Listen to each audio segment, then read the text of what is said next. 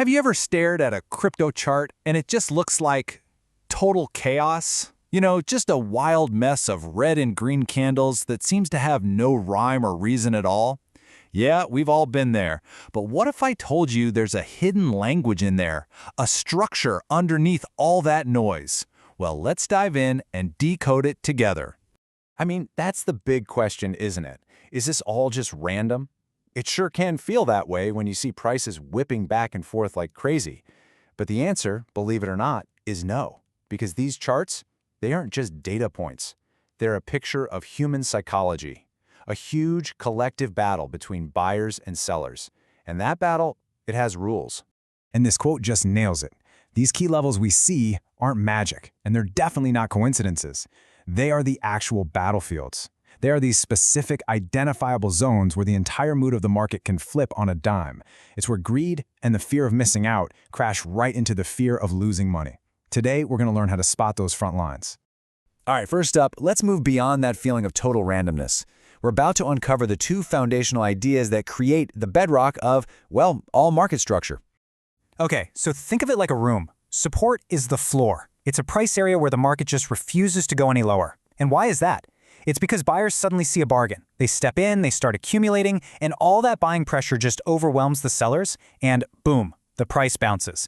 Now, resistance, that's the ceiling. It's a zone where sellers are thinking, wow, this price is getting way too high. So they start selling, taking profits, or maybe even betting the price will fall.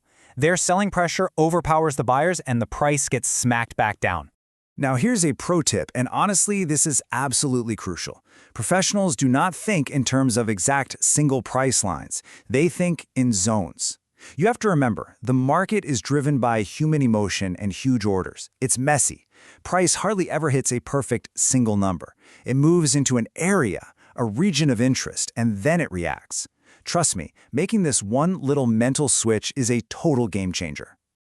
Okay, so we know what they are. We've got our floors and our ceilings. But here's the thing. They aren't permanent.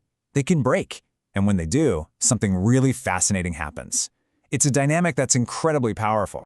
This amazing thing is called role reversal, and it's one of the most solid principles in all of technical analysis.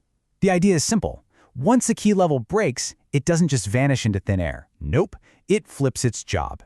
So picture this. Price is just hammering away at that resistance ceiling. Sellers are desperately trying to push it down, but the buyers are just relentless. And finally, with this huge burst of momentum, price just smashes right through it.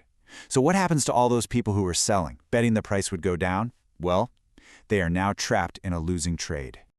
And this is where the psychology gets so interesting. When the price eventually pulls back to that old ceiling, two things tend to happen. First, you've got those trapped sellers. They're just desperate to get out of their bad trade without a big loss, so they start buying to cover their positions. At the same time, you have all the new buyers who missed that initial breakout, and they see this as their second chance to get in cheap. So all of a sudden, a zone that was full of selling pressure becomes a zone of intense buying pressure. The old ceiling has become the new floor. All right, the theory is cool, right? But let's get practical. How do we actually find these zones on a chart? And more importantly, how do we figure out which ones are actually worth paying attention to?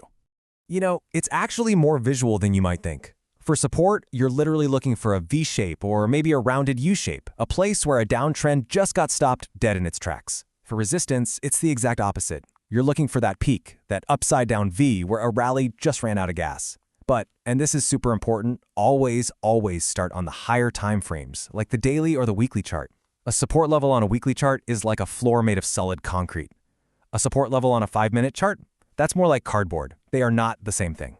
And remember, not all levels are created equal. You have to learn how to gauge their strength. Ask yourself, how did the price behave the last time it was in this zone? Did it touch the area and then just rocket away with huge, powerful candles? That's a strong level. It signals a massive imbalance of orders. Or did the price just kind of hang out there, chopping sideways with tiny overlapping candles? That's a weak level. That shows indecision. The quality of the reaction tells you everything you need to know. And get this, these zones, they have a life cycle. A zone is formed by a really sharp, decisive move. The very first time price comes back to test that zone, that's often when you'll get the cleanest, highest probability reaction. Now, you might think that more touches make a level stronger, and in a way they do confirm that it's important, but there's a catch. Every time price touches a level, it's like knocking on a door. It uses up some of the buy or sell orders that are waiting there, and if you knock on that door enough times, eventually it's going to break wide open. Okay, this is it. This is where the rubber meets the road. Because knowing where that door is likely to hold or where it's about to break is how we can start making some seriously smart trading decisions. Honestly, the simplest and most effective strategy is to just trade with the prevailing wind.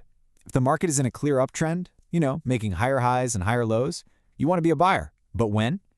You wait patiently for the price to pull back to a key support zone, to that floor. If the market's in a downtrend, you just flip it. You wait for the price to rally back up to a resistance ceiling to look for a good spot to sell. You stop fighting the current and you just start flowing with it. Now you want a confirmation tool? Here it is, volume.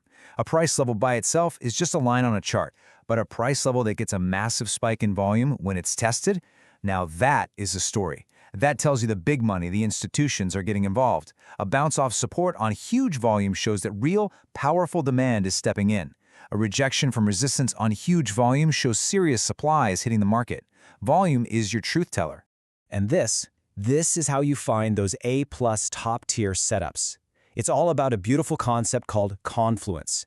Just imagine a spot on your chart where you have a strong horizontal floor and a rising trend line that's been respected multiple times and a major moving average all coming together at the exact same price area. What does that mean? It means all these different groups of traders using different tools are all watching the very same zone. You get a massive cluster of potential orders. The probability of a strong reaction there just goes through the roof. So let's bring this all together, because learning about support and resistance isn't just about drawing lines on a screen. It's about fundamentally changing the way you see and interact with the market. And this right here, this is the massive psychological shift. When you have your key zones mapped out, you are no longer just a victim of the market's noise. You have a plan. You stop chasing those big green candles and you stop panic selling the red ones. You become a patient hunter waiting for the market to come to your predefined area of interest. You shift from being reactive to being methodical. And that's the ultimate benefit, right there. You stop chasing price and you start planning your trades. You begin to see the chart not as a series of random wiggles, but as a roadmap. You can anticipate where the high probability opportunities are likely to show up, and you plan your entries and your exits around these key structural points instead of just jumping in on an emotional impulse. And that truly is the goal. It's about getting to that incredible moment of clarity, the moment when all that chaos disappears and you can finally see the underlying structure. The chart stops being something that causes anxiety, and instead it becomes your guide, a map of supply and demand, of fear and of greed.